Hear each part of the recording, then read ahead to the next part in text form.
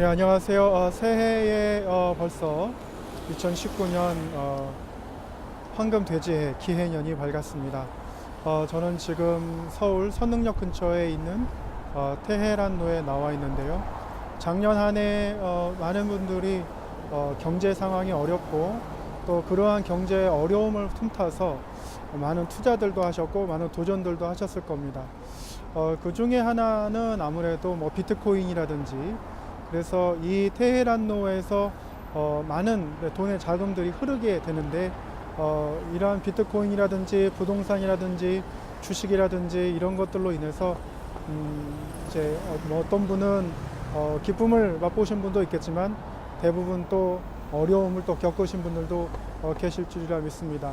앞으로 올해 또 경제 전망을 보시면서 또 받으신 급여 명세서를 보시면서 올 한 해는 또 어떻게 될까? 오늘 한 해 또 전세라든지 집값이라든지 주식이라든지 이러한 것들을 보면서 또 계획을 하시게 될 텐데요. 가장 큰 문제는 온 국민이 공감하는 것 중에 하나가 어떻게 하면 경제를 살릴 수 있을 것인가가 될 것입니다. 경제를 살릴 수 있는 방법이 있다면, 그러한 해법을 알고 있는 사람이 있다면 아마 이 나라의 대통령이 금방 될 수도 있을 거라고 생각을 합니다. 하지만 그 누구도 그 경제를 살리는 방법에 대해서 그렇게 쉽게 해법을 내놓지 못하고 있는 상황인데요.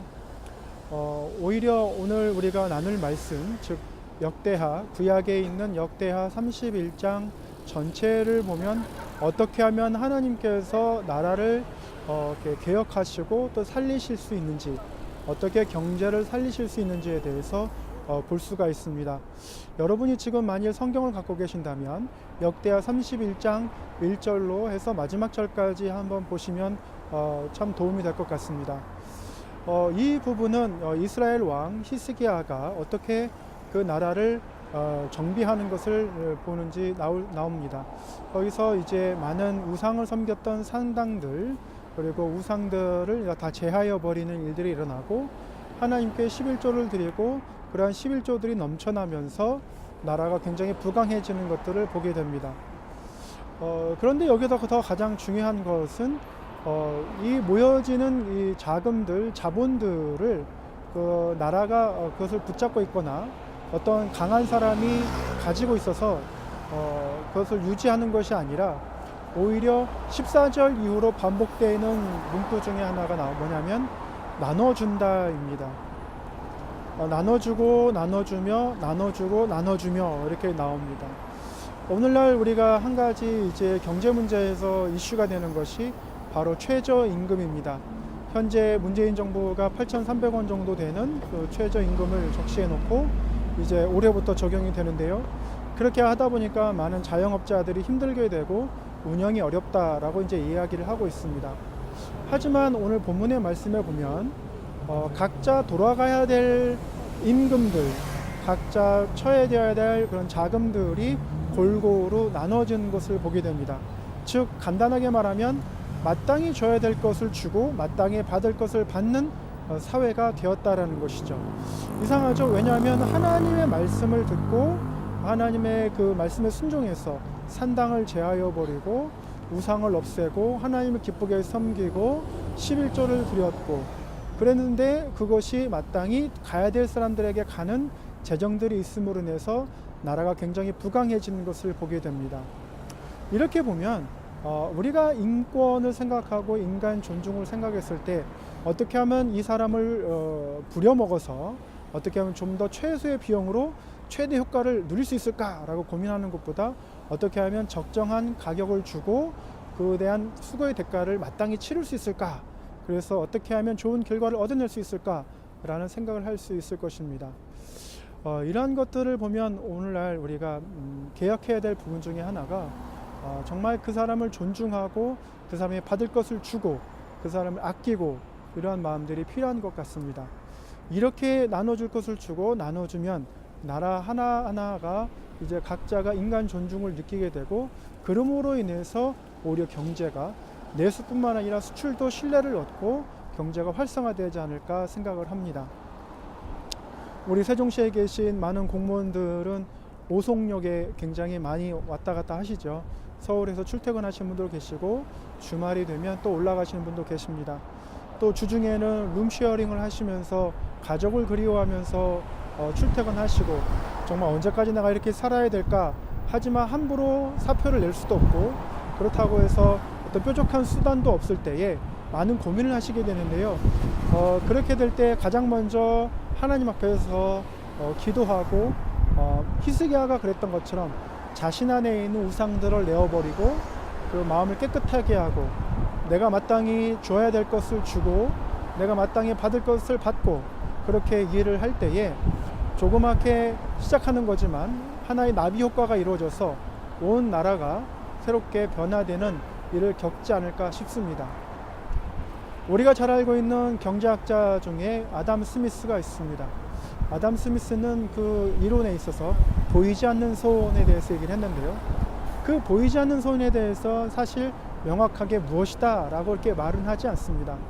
아주 거대한 기업의 자본이라든지 아니면 슈퍼개미의 자본이라든지 어떤 가문이라든지 이러한 것들에 대해서 상상할 수도 있지만 제가 볼 때는 아마도 하나님의 움직이는 손이 아닐까 싶습니다.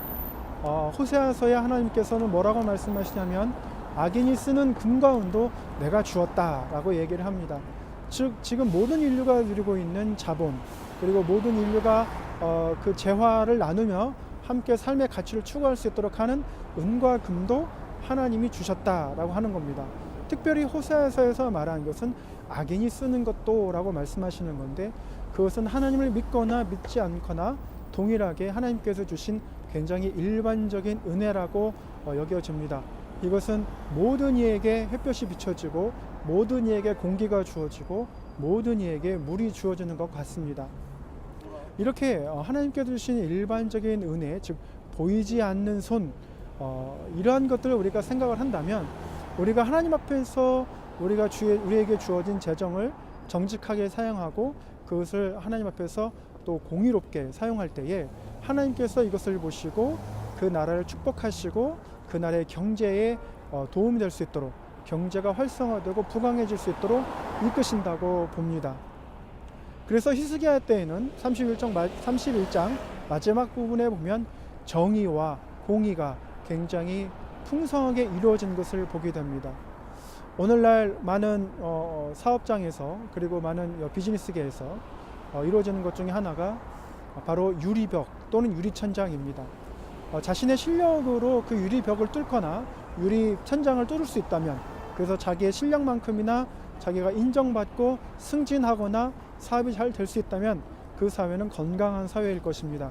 그러나 만약에 공정하지 못하고 공정하지 못한 그런 권력 그리고 뒤에 숨겨진 어떤 비선으로 인해서 인간의 어떤 인사가 결정된다고 한다면 열심히 일하는 사람들은 실망하게 될 것이고 실력 있는 사람들은 좌절하게 될 것이고 상식이 통하지 않는 사회라고 생각하면서 그 자리를 떠나게 될 것입니다.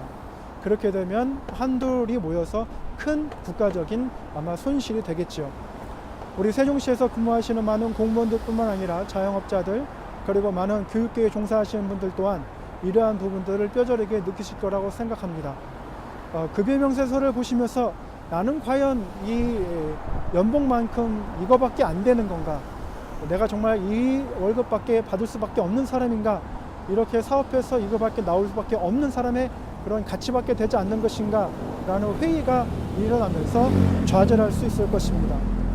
그러나 우리가 먼저 봐야 될 것은 인간의 술수나 어떤 전략, 단기적인 그러한 근시안적인 계획이 아니라 히스기야 31장에 보는 히스기야의 개혁을 보면 먼저 하나님 앞에서 예배자로 서는 모습, 먼저 하나님 앞에서 우상을 벗어버리는 모습, 그리고 무엇보다도 자기 안에 남아있는 그 죄의 소원을 다 씻어버리는 모습이 하나님께서 축복하시는 가장 첫 번째 단계가 아닌가 싶습니다. 여러분의 삶 안에서 무엇을 먼저 제어해야 될지 여러분과 하나님만 아실 것입니다. 그렇게 되면 그것을 제하여 버리고 그 산당을 제하여 버리고 우상을 무너뜨리고 나서 마땅히 내가 해야 될 바를 하나님 앞에서 실천한다고 한다면 하나님께서 마땅히 받을 것을 받게 하시고 줄 것을 줄게 하시는 그러한 은혜를 주실 것입니다. 마지막으로 나눠주고 또 하나님 앞에서 쓰게 하시고 헌신하게 하시고 봉사하게 하시는 일들을 여러분의 삶의 안에서 이루어질 때에 정말 하나님께서 풍성하게, 그래서 부강한 가정과 나라가 되게 해주실 거라고 생각합니다. 새해 황금돼지해인데요, 우리가 특별히 이러한 어떤 명칭을 붙이거나 한다고 해서 어떤 유행을 바라거나 어떤 운이 따라서, 행운을 따라서 우리가 부강해 줄 수 있는 것은 아닙니다. 분명히 성경은 하나님을 잘 섬기는 사람이, 그래서 하나님 앞에로 잘 정직하게 행하는 사람이 부강해지고 하나님 앞에 인정받는 축복을 받을 수 있다고 나옵니다. 2019년 기해년에 여러분에게 이러한 은혜가 있어서 정말 하나님께서 기뻐하시는 삶이 되실 수 있도록 간절히 축원합니다. God bless you. God bless Korea. 감사합니다.